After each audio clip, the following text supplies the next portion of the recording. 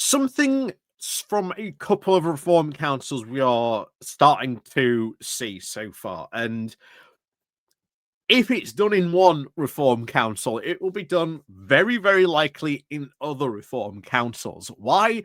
Because remember, there's that reform unit down in London that they're all taking their marching orders from. So if that tells them, hey, try doing this or do this, or in some cases, what they've done, they've tried it with one council and then they've gone, oh, excellent, we've got away with this. We'll sort of spread it to other councils. So what are they up to? Well, believe it or not, at the moment, they are trying to close down council-run care homes, or at least not close them down, but shall we say, hand these homes off to them private companies to then run, because then at least the council, can look like it's saving money in this area. But all it's done is gone, well, this used to be, a council care home we used to run and, provide for. There you go, private company. You can run it now. And, oh, look, we've saved this amount from, our social care budget, which just happens to be the amount that it would have cost to run that care home. Waste cuts. So make no mistake, this is now being noted. But what we are covering here today is in Lancashire, there is now a Reform UK councillor who has threatened legal action to try and shut down a debate over care home closures, because there is a conflict of interest happening in this. So this could balloon maybe into an even bigger scandal. I'm surprised this has not blown up more to become a bigger story. So we're going to have a look at this and what has been, said here, what they, are saying in this report. I think once again this is some fantastic, reporting done about this. So good on. I think it's the lead for uncovering this and sort of reporting about this. But this is something we haven't seen before. First of all, of course, the story about reform, first of all, just closing care homes, but now you've got a reform councillor who has a conflict of interest and, trying to shut down debate over this. Gee, I wonder why. Well, let's find out. However, before we go, of course, into that, please, of course, do remember to click on the like, share, and, of course, subscribe button down below. Don't forget, of course, to ring the bell as well so you get notifications of when we go live and we drop a new video.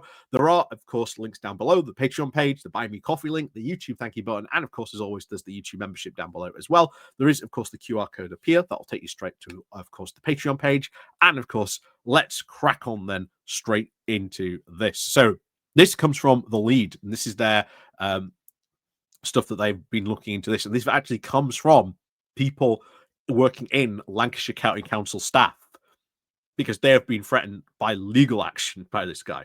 So, a Reform UK councillor is threatening legal action after an opposition councillor raised concerns over potential conflicts of interests in now plans to close care homes. The Lead can now exclusively reveal. Councillor Graham Dalton, Reform UK's cabinet member for adult social care at Lancashire County Council, is also the co-owner and director of the private care provider First for Care GB Limited. Councillor Kim Snap, the county councillor for Chorley Rural East, representing Labour, had said that Councillor Dalton could profit from potential closures of these facilities. The Lead has now since seen emails which show Dalton has threatened legal action after the suggestion that he could profit from any care home closures. So that's weird that you would be going after legal action, my friends, my dude. Why are you going after legal action on this one? That's kind of strange. A senior member of staff at Lancashire County Council wrote to Councillor Snap and said he advises that now he is seeking legal advice on the allegations contained. But now Cat Smith, Labour's MP for Lancashire and Wyre, a constituency home to one now of the under threat sites, said that it is now just common sense that Dalton should need to declare his interests. She told the lead, "It seems to me that if a councillor who is a director of a social care company is not required to declare an interest when consulting on closure of adult daycare centres, an issue which, of course, that he could then potentially benefit, then the council rules need reform." Which, again, very true. It should be something, disclosure. By the way, I have to declare my interest.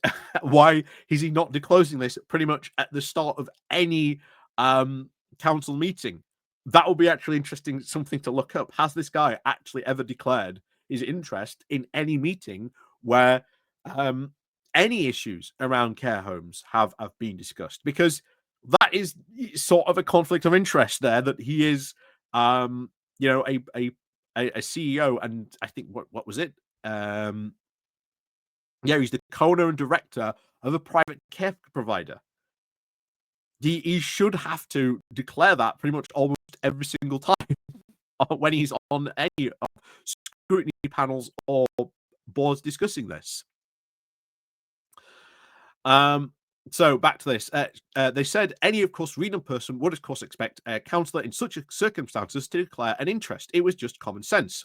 Nick Williams of the Index on Censorship told the lead that the threat of legal action from Councillor Dalton was, of course, alarming. He said, "It is very concerning to see vital points of public interest, such as the provision of adult social care, then be subject to potential legal threat.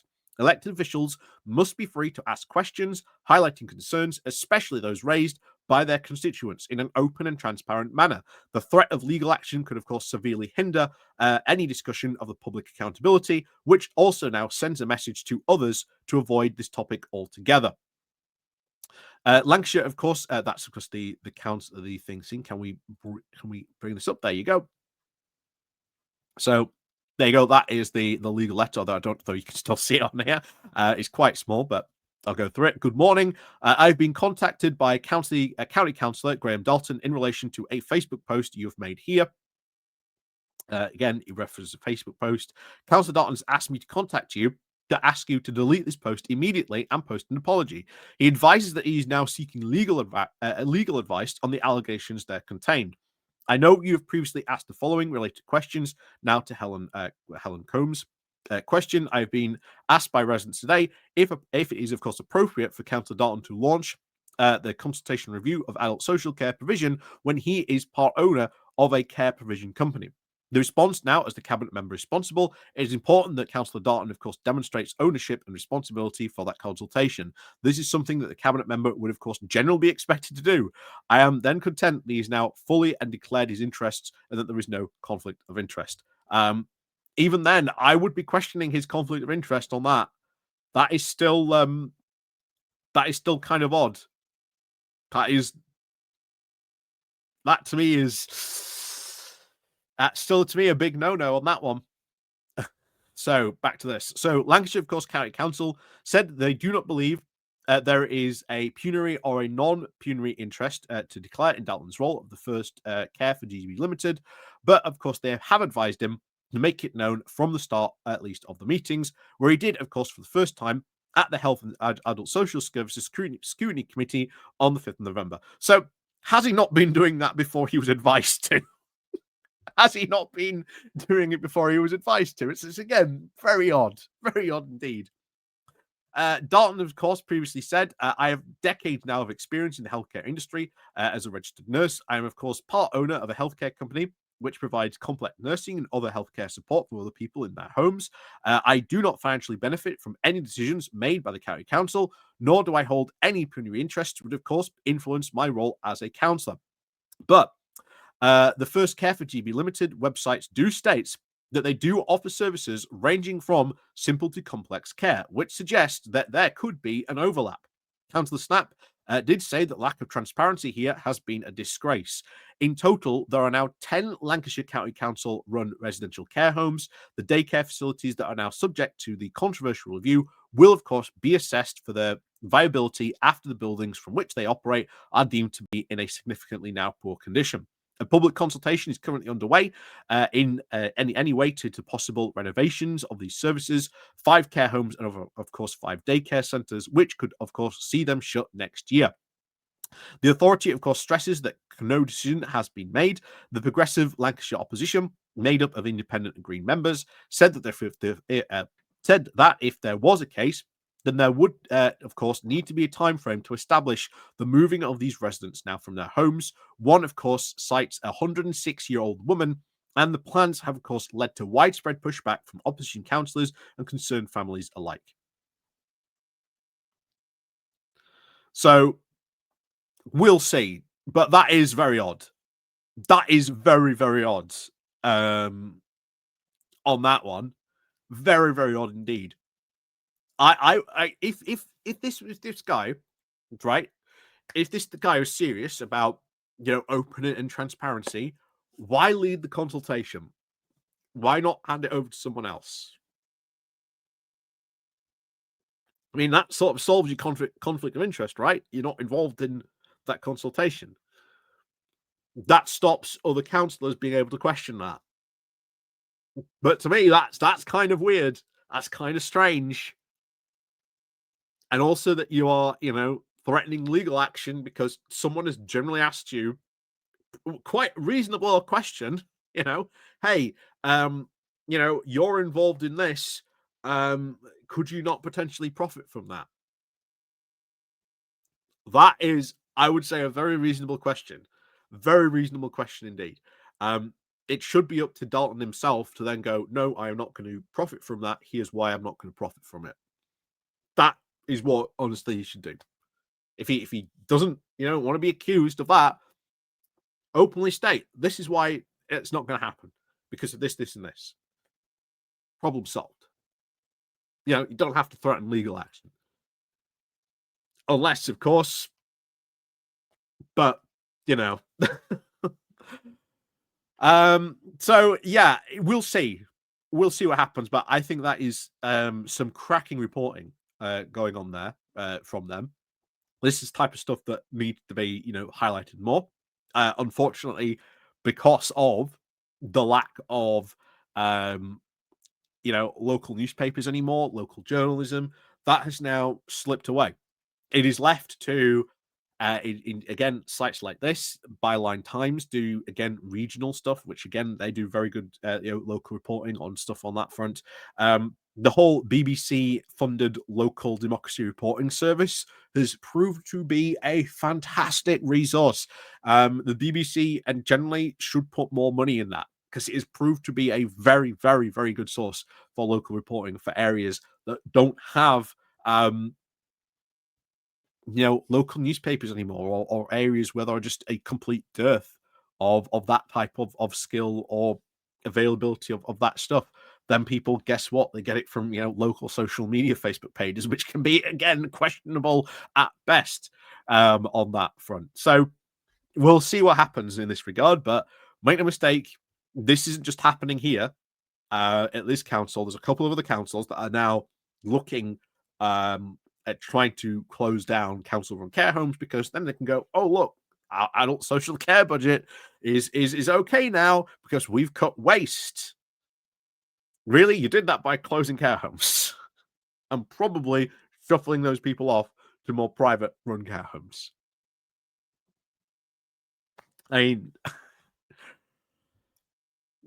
it's not a good look, guys. It's not a good look. So, of course, as always, if you are in Lancashire and you are affected by this, please do let me know down below. How are you reacting to this? What's going on in your area? What do you think about this? If you happen to be a constituent of Councillor Dalton, I think you should write to him and ask him, why is this not a conflict of interest? Why is it, it should be okay to ask you for that, and you should have to, answer those questions to prove that you aren't going to be profiting from it. That's, how that works. So, as always, thank you very much, of course, for watching, and of course, don't forget to click the like and share button, and of course, we'll see you all next time.